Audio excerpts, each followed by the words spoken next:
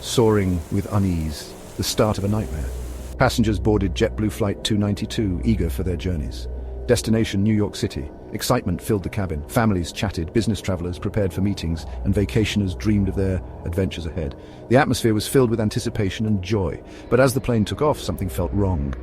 The usual smooth ascent was missing. Instead, there was a jarring sensation, a feeling that something was amiss. Instead of a smooth climb, the aircraft struggled. It barely gained altitude.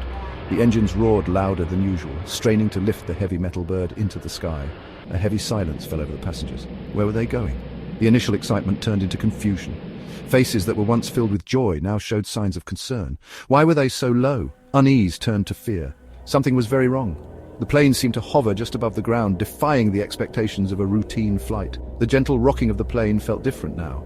It wasn't the usual turbulence. It was more erratic, more unsettling. It felt like a warning, a prelude to something far more sinister. The passengers could sense it, a collective intuition that something was terribly wrong. Whispers started to spread through the cabin. Nervous glances were exchanged. People began to murmur, questioning what was happening, seeking reassurance from those around them. The flight attendants, usually so reassuring, now moved with a hurried urgency. Their faces, usually calm and composed, now showed signs of stress. Their forced smiles did little to calm the growing fear. Passengers could see through the facade, sensing the underlying tension. The promise of a routine flight had vanished. The sense of security that comes with air travel was shattered. This was the beginning of a nightmare. A journey that started with excitement was now enveloped in fear and uncertainty. Whispers of fear. The pilot's announcement. Then the captain's voice boomed through the speakers. His tone was calm, trying to project reassurance, but his words painted a chilling picture. There was a problem with the landing gear. It wouldn't retract. The plane was stuck in its current state. A collective gasp filled the cabin. Faces turned pale, eyes widened in terror. The gravity of the situation sunk in. They were trapped in a metal tube, hurtling through the air, with a very real possibility of crashing. The murmurs of fear grew into a cacophony of panicked whispers. Strangers clung to each other, seeking comfort in shared fear. The cabin, once filled with anticipation, was now shrouded in dread.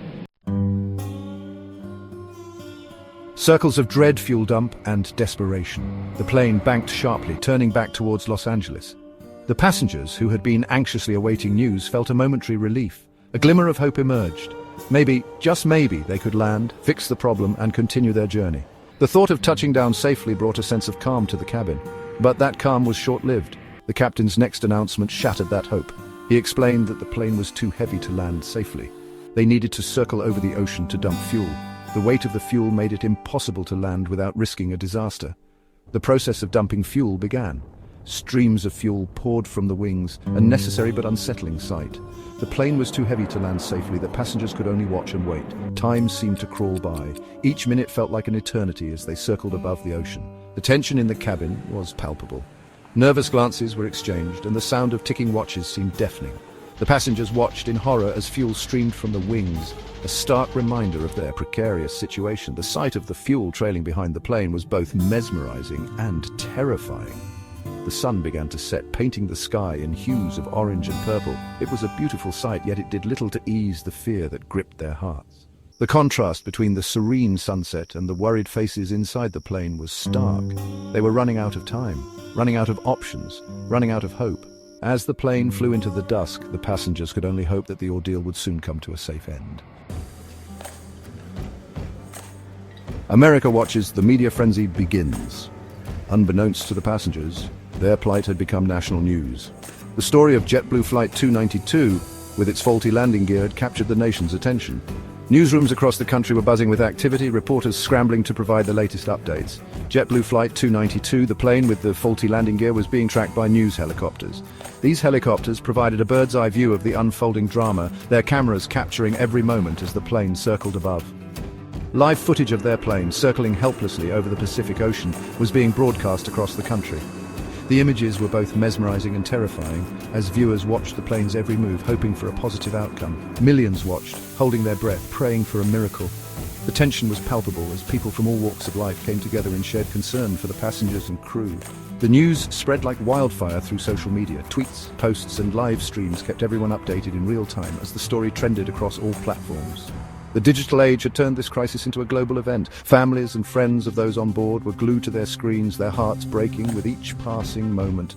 The uncertainty was unbearable as they clung to any shred of hope. The world watched and waited, hoping against hope for a safe outcome. In public squares and living rooms alike, the collective anxiety was a testament to the human spirit's capacity for empathy. The pressure was on, not just for the pilot and crew, but for the entire nation. The pilot's intense focus was mirrored by the anxious faces of those watching, each person silently willing the plane to land safely. Could they pull off a miracle landing? The question hung in the air as the plane made its final approach. The world held its breath, united in a moment of collective hope and fear. Bracing for impact, the final approach. Finally, after what felt like an eternity, the captain announced they were preparing for landing. Emergency vehicles were on standby at LAX. The mood in the cabin was a mixture of terror and resignation. They were going to land. They had no choice, but would they survive? Flight attendants moved through the cabin, demonstrating the brace position. Passengers clung to loved ones, whispering words of love and comfort. Some cried silently, others prayed fervently. The tension was palpable. The roar of the engines intensified as the plane descended.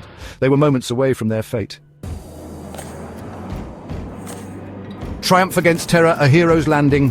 The wheels touched down on the runway and the plane screeched and sparked, the smell of burning rubber filling the cabin, but it held. They were on the ground. Cheers erupted. Tears flowed freely. They had survived. Emergency vehicles surrounded the plane, sirens blaring. Firefighters sprayed the landing gear, ensuring no fire ignited. One by one, the passengers disembarked, shaky but alive. They were met with cheers and applause from the gathered crowd. They were heroes, survivors of a terrifying ordeal. In the aftermath, the investigation began. But one thing was clear. The skill and courage of the pilot had saved their lives. He had brought them home.